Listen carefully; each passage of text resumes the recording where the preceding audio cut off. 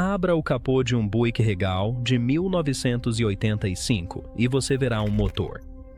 Ferro fundido, exposto, acessível. Um mecânico amador competente poderia retirar os cabeçotes, trocar as juntas, alargar os cilindros e dirigir esse carro por mais 320 mil quilômetros. As ferramentas necessárias cabiam em uma caixa de ferramentas padrão.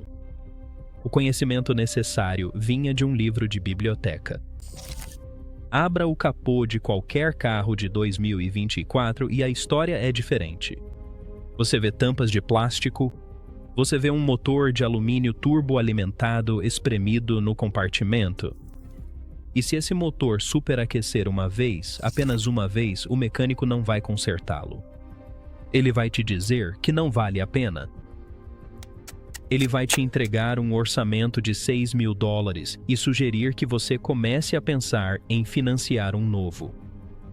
Você não está imaginando isso. O motor de bloco de ferro do seu avô era uma máquina feita para durar. O que está debaixo do seu capô hoje foi feito para sobreviver ao período de garantia e falhar no prazo certo. Todas as montadoras de carros dos Estados Unidos passaram a usar motores de alumínio. Eles disseram que era para economizar peso. Eles disseram que era para melhorar a eficiência de combustível. Eles disseram que isso era progresso. Isso não é progresso. Isso é uma armadilha de engenharia. Nesta investigação, vamos expor a troca de material que eles fizeram sem te contar as consequências. O desastre das velas de ignição que a Ford construiu diretamente em sua caminhonete mais vendida, a corrente de comando que eles esconderam onde você não pode alcançar e as cabeças rachando. Eles encobriram isso com um programa de satisfação do cliente. Vamos mostrar exatamente por que o seu motor de alumínio foi projetado para ser irreparável. O primeiro crime começa antes mesmo do motor esquentar. Durante a maior parte do século XX, o bloco do motor americano era feito de ferro fundido. Era pesado, nada glamuroso e praticamente indestrutível. Um bloco de ferro fundido podia ser retificado, equipado com pistões superdimensionados, receber camisas quando os cilindros se desgastavam e voltar ao serviço. Oficinas mecânicas em todo o país ganhavam a vida fazendo exatamente isso. Motores das décadas de 1960 e 1970 eram recondicionados aos 320 mil quilômetros e rodavam mais 320 mil. O ferro mantinha suas dimensões. Ele não rachava.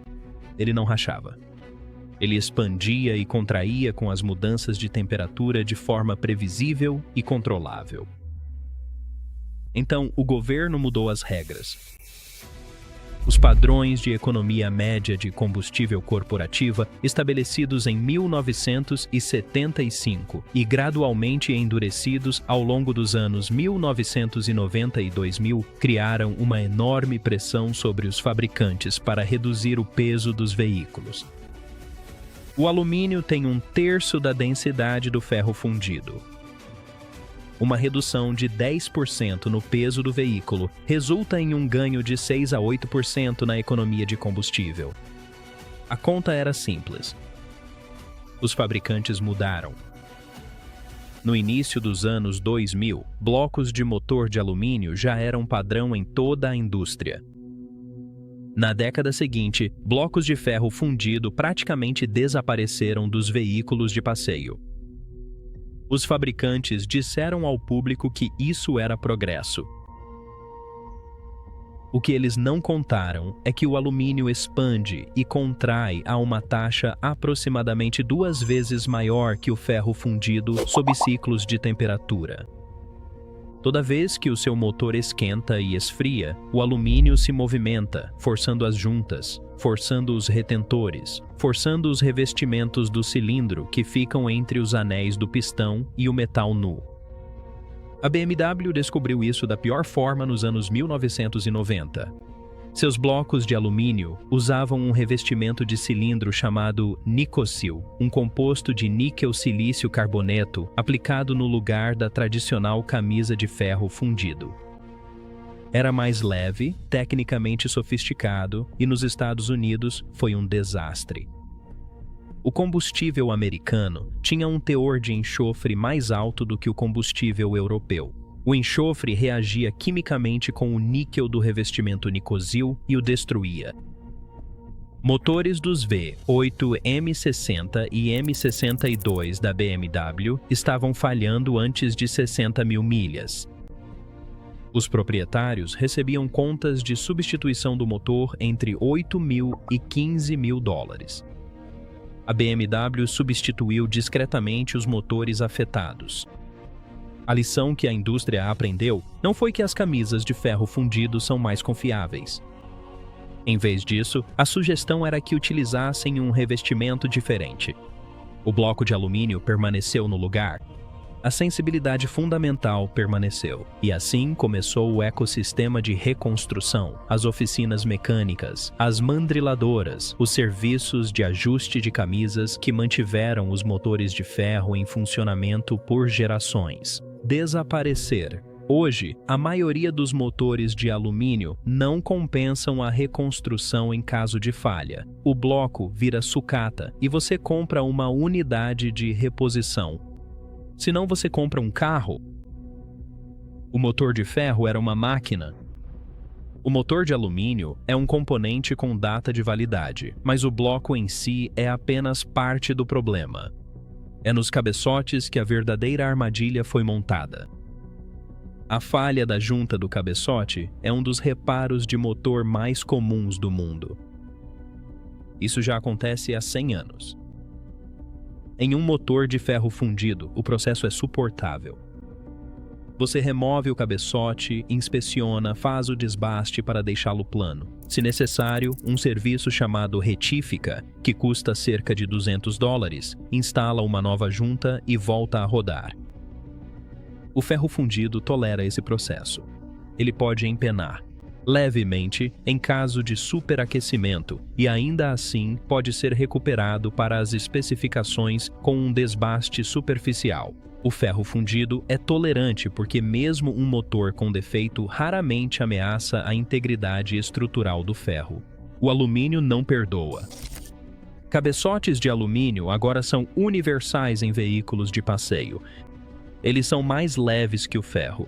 Eles conduzem o calor de forma eficiente durante o funcionamento normal e empenam em temperaturas que um cabeçote de ferro fundido suportaria sem problemas.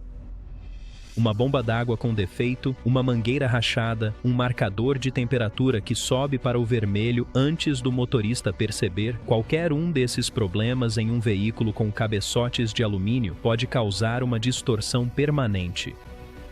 O cabeçote não pode ser retificado de volta às especificações. O material já se deformou demais. Ele precisa ser substituído. Um novo cabeçote de alumínio original de fábrica custa entre 600 dólares americanos e 2.000 dólares americanos por unidade, dependendo do motor.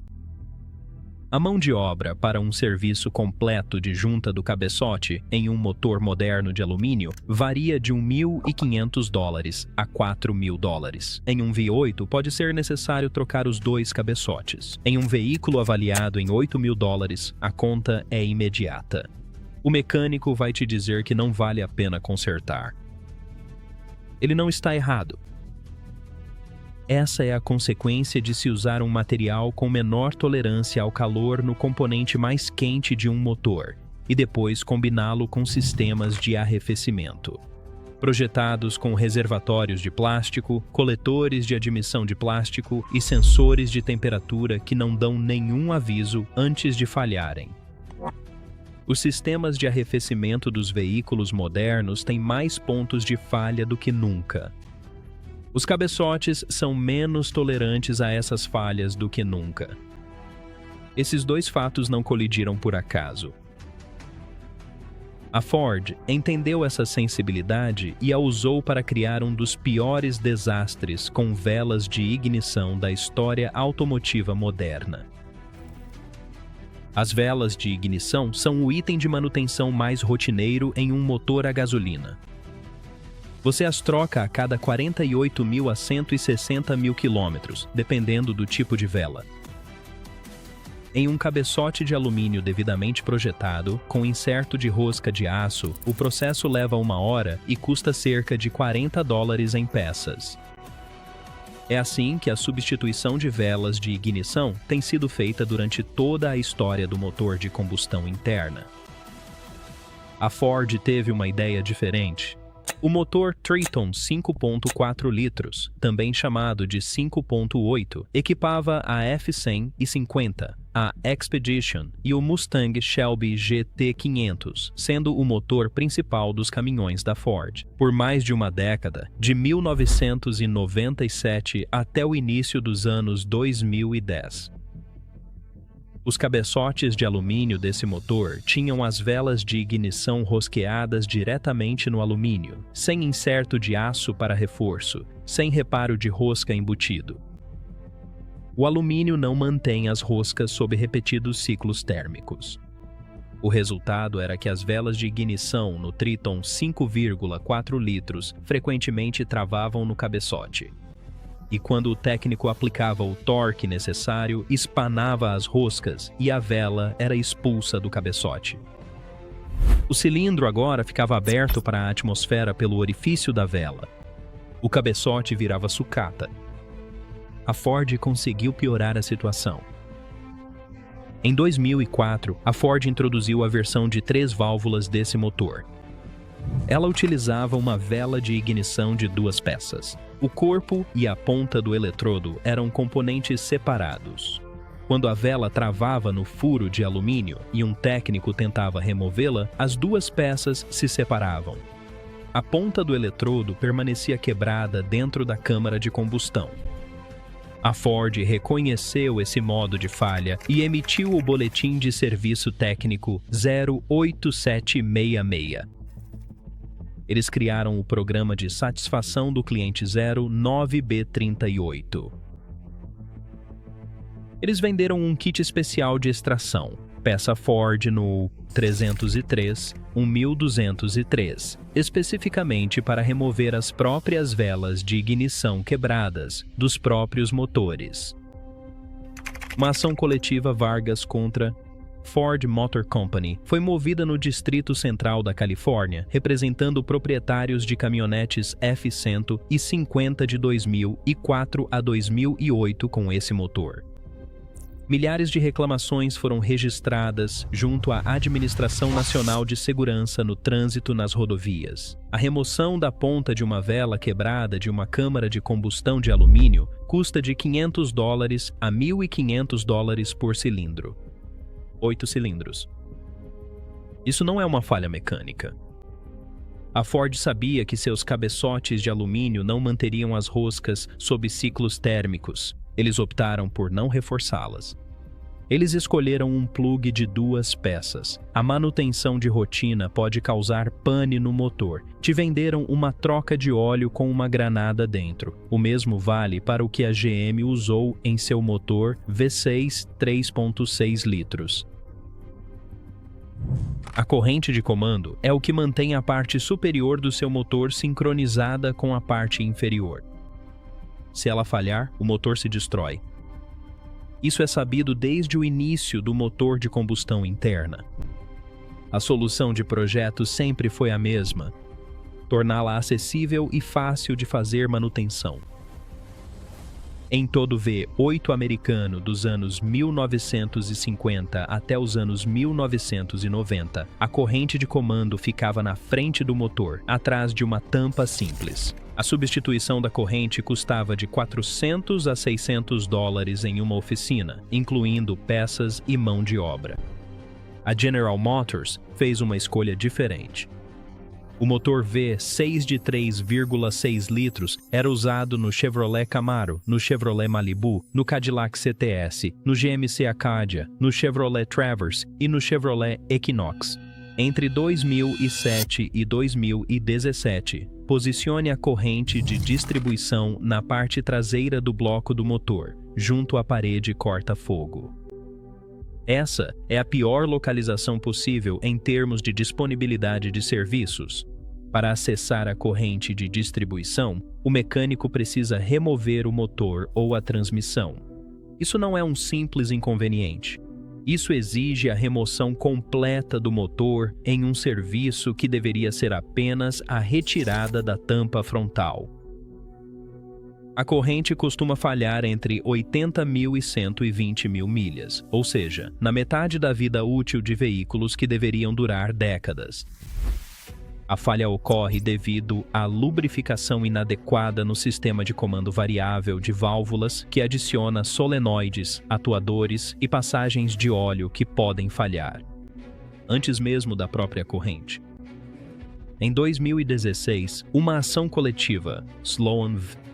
General Motors, LLC, movida no Distrito Norte da Califórnia, alegou que a General Motors tinha conhecimento do defeito na corrente de comando do motor 3,6 litros e não o revelou aos consumidores.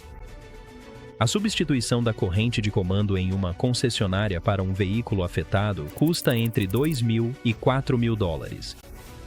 Não porque a corrente seja cara, mas porque para acessá-la é necessário um dia inteiro de trabalho, incluindo a remoção do motor. A General Motors projetou o ponto de serviço mais crítico do motor exatamente no local onde é mais caro acessá-lo. Depois colocaram esse motor em 7 veículos diferentes e o venderam por uma década. Isso não é má disposição de componentes. Isso é engenharia, que transforma uma manutenção rotineira em uma crise financeira. E nada disso sequer leva em conta o que acontece quando você adiciona um turbo a um motor de alumínio e remove a última margem para erro. A família de motores EcoBoost da Ford foi uma solução para um problema regulatório. As normas para cafés exigiam mais quilômetros por litro. A solução foi reduzir a cilindrada e adicionar um turbocompressor para recuperar a potência. Funciona. Os números de consumo de combustível são reais. O que o adesivo da janela não informa é o que acontece dentro daquele motor ao longo do tempo. Os motores EcoBoost utilizam injeção direta. Em um motor com injeção indireta, o combustível é pulverizado antes da válvula de admissão, lavando-a a cada ciclo. Em um motor de injeção direta, o combustível entra diretamente no cilindro. As válvulas de admissão não recebem combustível para limpeza. Em vez disso, vapor de óleo do sistema PCV as recobre. O resultado são depósitos de carbono, acúmulo duro na parte de trás das válvulas de admissão que restringe o fluxo de ar, causa falhas de ignição e rouba a potência do motor. O reparo é chamado de limpeza com casca de noz e custa entre $400 e $800. Esse procedimento deve ser repetido a cada 40.000 a 60.000 milhas. A Ford não divulga isso em nenhum manual do proprietário. Você só vai descobrir isso quando o motor começar a falhar. O motor 1,5 litro EcoBoost apresentou um problema ainda mais sério. Os cabeçotes de alumínio da Ford nesse motor racharam. O estresse térmico fez com que o material do cabeçote desenvolvesse fraturas que permitiam a entrada de líquido de arrefecimento na câmara de combustão. A Ford emitiu o Boletim de Serviço Técnico 182.147 e estendeu a cobertura da garantia para 7 anos e 100.000 milhas. O que a Ford não fez foi reconhecer um defeito sistêmico. Uma ação coletiva, Bledsoe v. Ford Motor Company, movida no Distrito Leste de Michigan em 2019, alegou que a Ford tinha conhecimento das rachaduras e as ocultou. Proprietários fora do período de garantia tiveram que pagar pela substituição do cabeçote do próprio bolso. Você pagou pela tecnologia. Você pagou de novo quando a tecnologia apresentou rachaduras. Aqui está o que eles não querem que você entenda. O motor de alumínio não é, fundamentalmente, uma engenharia ruim. é uma engenharia otimizada para uma coisa: passar no teste de economia de combustível em um veículo novo e sobreviver tempo suficiente para a garantia expirar. Depois disso, a máquina é projetada para ser irreparável a um custo razoável. Isso não é um efeito colateral. Isso é o produto. Então, aqui está o que o dinheiro inteligente está fazendo. Se você está comprando usado, procure veículos fabricados antes de 2000 com motores de bloco de ferro. Considere as famílias Small Block e Big Block da General Motors, o 22R da Toyota e os primeiros motores Ford 5.4 litros de 2 válvulas antes de a Ford introduzir a vela de ignição de 2 peças. Esses motores foram construídos em uma época em que a retífica era esperada. Oficinas de usinagem estavam por toda parte, e o fabricante ainda não havia aprendido que um motor irreparável garante uma segunda venda. Se você está comprando um carro novo e não pode evitar o alumínio, evite motores que tenham apenas injeção direta. Evite motores turboalimentados, a menos que você se comprometa a trocar o óleo a cada 8.000 quilômetros, não a cada 16.000. Evite qualquer motor com corrente de comando montada na parte traseira. Os modos de falha estão documentados. Ações coletivas estão registradas em documentos públicos. Essas informações estão disponíveis antes da compra. Se você já possui um motor moderno de alumínio, proteja-o. Verifique o líquido de arrefecimento anualmente. Líquido de arrefecimento degradado corrói o alumínio mais rápido do que qualquer outra coisa. Não ignore o medidor de temperatura. A margem de erro que o ferro fundido oferecia não existe mais. O mecânico vai dizer que seu motor não vale a pena consertar. Ele está certo porque eles construíram assim. Mas você não precisa continuar comprando as máquinas descartáveis deles. O velho ferro ainda está por aí. Ainda funciona. Vai durar mais do que tudo o que eles estão vendendo hoje. Pare de financiar os crimes de engenharia deles. Compre ferro. Mantenha-o funcionando. Se você quer saber o que eles fizeram com a transmissão automática, e eles fizeram a mesma coisa, assista a isto a seguir.